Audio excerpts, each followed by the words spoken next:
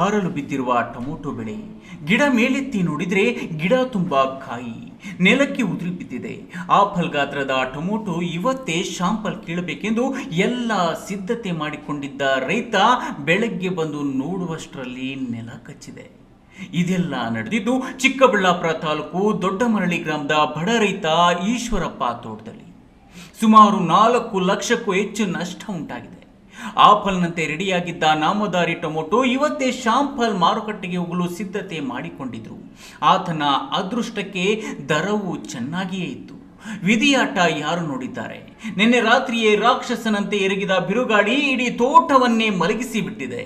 ಇನ್ನು ಇದೇ ಬೆಳೆಯನ್ನೇ ನಂಬಿ ರೈತ ಈಶ್ವರಪ್ಪನ ಹೆಂಡತಿ ಕಳೆದ 4-5 ವರ್ಷಗಳಿಂದ ಅನಾರೋಗ್ಯದಿಂದ ನರಳುತ್ತಿದ್ದು, ಇದರಿಂದ ಬರುವ ಹಣದಲ್ಲಿ ಚಿಕಿತ್ಸೆ ಕೊಡಿಸಿ ಉಳಿದ ಹಣವನ್ನು ಸಾಲ ತೀರಿಸುವ ಕನಸು ಕಂಡಿದ್ದ ಈ ರೈತ ಈಶ್ವರಪ್ಪ.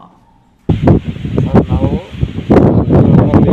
ಈಶ್ವರಪ್ಪ ಸಾಲ ಮಾಡಿ ಈಗೂ ಮದ್ದುಗಳು ಅವ್ರ ಹತ್ರ ಇಸ್ಕೊಂಬಂದು ನಾನು ಬೆಳೆ ತೆಗಿತಾ ಇದ್ದೀನಿ, ಮಕ್ಕಳು ಓದಿಸ್ತಾ ಇದ್ದೀನಿ. ರಾತ್ರಿ ಗಾಳಿ ಬಂದು ಈ ಥರ ಹಿಂಗೆ ಆಗಿದೆ. ಗಿಡ ಎಲ್ಲ ನೆಲ ಕಚ್ಬಿಡ್ತೀವಿ ಸರ್. ಶಾಂಪಲ್ ಇನ್ನೂ ಕಿತ್ತೇ ಇರಲ್ಲ. ಇವತ್ತು ಕಿಲೋನ ಅಂದ್ಕೊಂಡಿದ್ದೆ ಶಾಂಪಲ್, ಒಂದು 10 ಕ್ರೇಟ್ ಸಿಗ್ತಾವೆ. 1 ಗಂಟೆ ರೇಟ್ಗಳೇನೋ ಒಂದು ದೇವರು ಕಣ್ಣೆತ್ತು ನೋಡಿದ್ದ, ಒಂದು 800-1000 ಇತ್ತು ರೇಟು. ಸಾಲಗಳು ಮಾಡಿರೋದು ಹಂಗೆ ಬಗೆಹರಿಸೋಣ ಅಂತ ಅಂದ್ಕೊಂಡಿದ್ದೆ. ಇನ್ನು ಗಿಡ ಎತ್ತಿದ್ರೂ ಆಗಲ್ಲ ಸರ್. ಮಳೆ ತುಂತುರು ಮಳೆ ಜೋರ್ಗ ಬಂತು, ಗಾಳಿ ಎತ್ಕಂತೂ ಒಂದೇ ಗಿಡ ಆಗಿದೆ. ಇನ್ನು ದೊಡ್ಡಮರಳಿ ರೈತ ಈಶ್ವರಪ್ಪ ಟೊಮೊಟೊ ನೆಲಕ್ಕುರುಳಿ ಅಪಾರ ನಷ್ಟ ಉಂಟಾಗಿರುವ ಮಾಹಿತಿ ಮೇರೆಗೆ ರೈತ ಮುಖಂಡ ಯಲವಳ್ಳಿ ರಮೇಶ್ ಅವರು ಈಶ್ವರಪ್ಪ ತೋಟಕ್ಕೆ ಭೇಟಿ ನೀಡಿ ಸಾಂತ್ವನ ಹೇಳಿ ತಮ್ಮ ಕೈಲಾದ ಹಣ ಸಹಾಯ ಮಾಡಿ ತೋಟಗಾರಿಕೆ ಇಲಾಖೆ ಅಧಿಕಾರಿಗಳು ಪರಿಹಾರ ಕೊಡಿಸಬೇಕು ಎಂದು ಆಗ್ರಹಿಸಿದರು.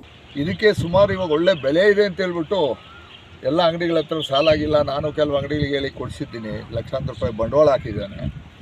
ಈಗ ಏಕಾಏಕಿ ರಾತ್ರಿ ಮಳೆ ಬಂದ್ಬಿಟ್ಟು ಗಾಳಿ ಇದ್ದಕ್ಕಿದ್ದಂಗೆ ಬಂತು. ಅದೇನೋ ವಾರದಿಂದ ಇರಲಿಲ್ಲ ಮಳೆ.